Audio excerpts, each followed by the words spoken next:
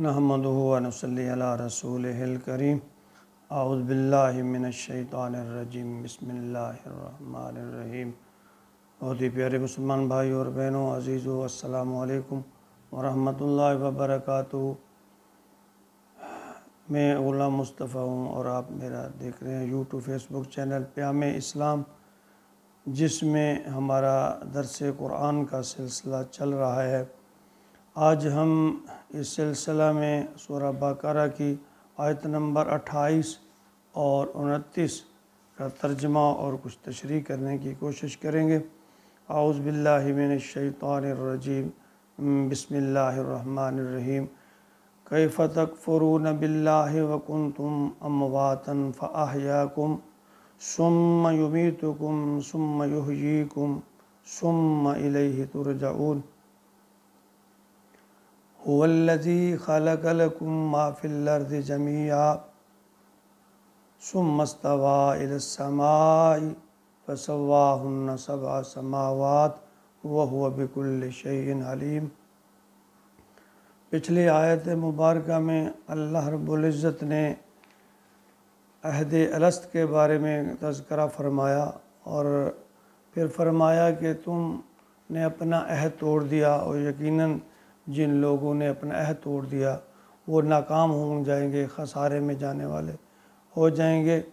یہاں اللہ رب العزت فرماتے ہیں کیف تکفرون، تم کیسے کفر کرتے ہو باللہ، اللہ کا، وکنتم امواتا فاحیاکم، حالانکہ تم مردہ تھے پھر اس نے تمہیں زندہ کیا، ثم یمیتکم، پھر تمہیں مارے گا، ثم یحییکم، پھر دوبارہ زندہ کرے گا، ثم الیہ ترجعون، اور پھر تم اللہ کی طرف لوٹائے جاؤ گے، اللہ کے پاس بلائے جاؤ گے۔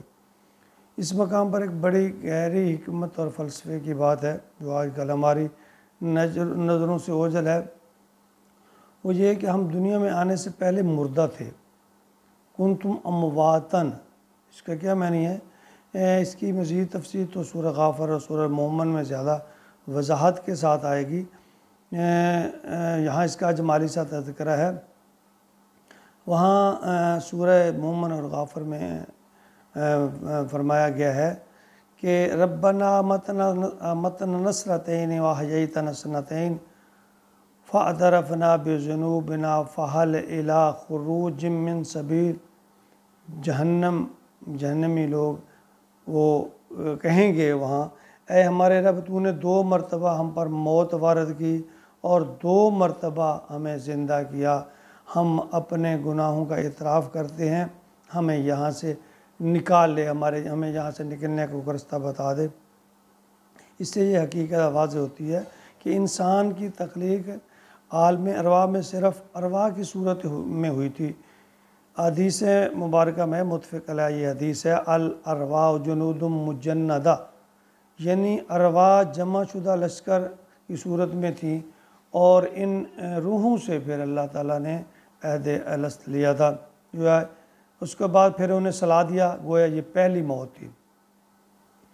تو اب جانتے ہیں کہ جب جسم مردہ ہوتا ہے تو معدوم نہیں ہوتا، بے جان ہوتا ہے، ایک سوئے ہوئے جسم کی مانند قرآن کریم میں موت اور نیند کو آپس میں تشبیہ دی گئی ہے۔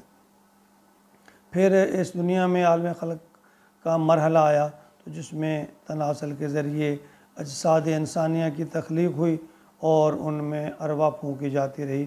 حضرت عبداللہ بن مسعود رضی اللہ تعالی عنہ فرماتے ہیں، یہ بھی متفق علیہ حدیث ہے، کہ رحم مادر میں جنین جب 4 ماہ کا ہوتا ہے تو اس میں وہ روح پھونک دی جاتی ہے، تو گویا پہلی مرتبہ کا زندہ ہو جانا ہو گیا۔ ہم اس دنیا میں اپنے جسد کے ساتھ زندہ ہو گئے، پھر ہماری موت کی نیند جو ہے اس سے جگا دیا گیا۔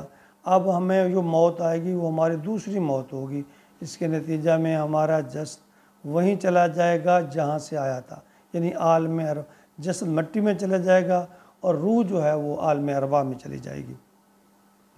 یہی فلسفہ حکمت قرآنی ہے، اور یہ بہت گہرا نقطہ ہے۔ والذی، آگے اللہ تعالیٰ فرماتے ہیں، والذی خلقکم ما فی الارض جمیعا، وہی ہے جس نے پیدا کیا تمہارے لیے زمین کو، جو کچھ بھی اس میں ہے۔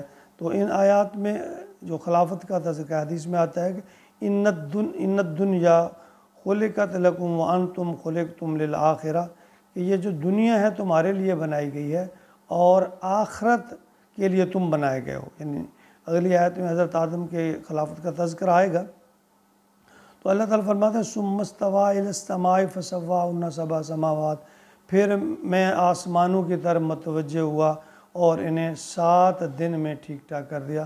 یہ آیت جو ہے یہ متشابہات میں سے ہے، ابھی تک اس راز کو ہم نہیں پا سکے کہ 7 آسمان اور 7 زمین ان سے کیا مطلب ہے۔ ہمیں اللہ نے فرمایا، ہم نے اس کو مان لیا۔ اللہ فرماتے ہیں کہ تم 2 دفعہ تمہیں موت آئے گی، 2 دفعہ تم زندہ ہوگے، پھر بھی تمہیں مارا، پھر زندہ کی، مردہ تھے زندہ کیا، پھر ماروں گا، پھر زندہ کروں گا، پھر بھی تمہیں یقین نہیں آتا اللہ رب العزت کی ذات پر، پھر تم اللہ کا کیوں انکار کرتے ہو۔ اللہ تعالیٰ فرماتے ہیں وَهُوَ بِكُلِّ شَيْءٍ عَلِيمٌ، اور وہ ہر چیز پر علم رکھنے والا ہے۔ یعنی انسان جب کہتے ہیں کہ دوزخ میں، اس آیت مبارکہ میں، کہ جب انسان دوزخ میں جائے گا تو پھر اس کو اپنے غلطیوں کا احساس ہوگا، اس سے پہلے پھر اس وقت کوئی چارہ کار نہیں ہوگا، کوئی چھٹکارا، کوئی نجات، کوئی رستہ نہیں ہوگا۔ تو اللہ تعالیٰ فرماتے ہیں جو دوزخی ہمیشہ کے لیے دوزخ میں چلے جائیں گے اور جنتی ہمیشہ کے لیے جنت میں۔ ہاں، جو مسلمان ایمان رکھتے ہیں، ان کے نیک اعمال ہیں، کم ہیں، تو وہ اپنی سزا بھگت کر جہنم میں پھر دوزخ میں جائیں گے۔ لیکن دیکھیے کہ کتنا عرصہ رہیں گے دوزخ میں کون جانتا ہے۔ اللہ سے پناہ مانگتے رہنا چاہیے ہمیشہ۔ اللہم اجرنا من النار، اللہم اجرنا من النار، اے اللہ ہم دوزخ سے تیری پناہ مانگتے ہیں۔ وادخلنا الجنت مع الابرار، اور اے رب، اے ہمارے پیارے اللہ، ہمیں دوزخ میں سے بچانا اور جنت میں داخل کر دینا، کہ تو ہی ہمارا رب ہے، تو ہی ہمارا مولا ہے۔ اللہ تعالیٰ ہمیں قرآن کے فرامین پر عمل کی توفیق عطا فرمائے، آمین یا رب العالمین۔